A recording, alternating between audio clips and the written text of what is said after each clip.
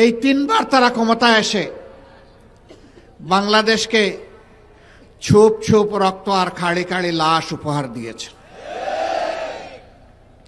96 সালে ক্ষমতায় আসার আগে হাত জোড় করে তারা জনগণের কাছে ক্ষমা চেয়েছিলেন।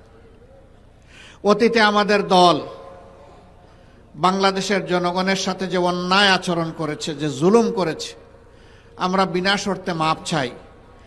একটিবারের জন্য আমাদেরকে আপনারা ক্ষমতায় দিন। আমরা ভালো হয়ে গেছি, এখন দেশের জন্য ভালো কিছু করতে চাই। হাতে তসবি ছিল, মাথায় ঘুমটা ছিল। জনগণ সহজ সরলভাবে ধারণা করেছিল তাদের মানসিকতার পরিবর্তন হয়েছে, কিন্তু না। যখনই তারা মসনদে বসলেন, তারা আপন রূপে আত্মপ্রকাশ করলেন।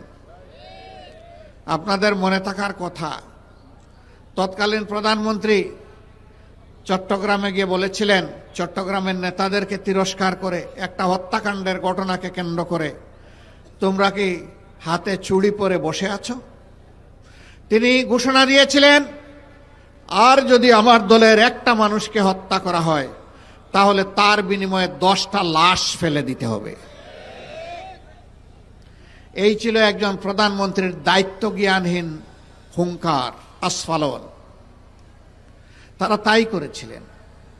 সেই সময়টা খালে বিলে, নদীতে, নালায়, জঙ্গলে, হাটে মাঠে সর্বত্র মানুষের টুকরা টুকরা লাশ পাওয়া যেত। এরপরে জনগণের দ্বারা তারা প্রত্যাখ্যাত হলেন।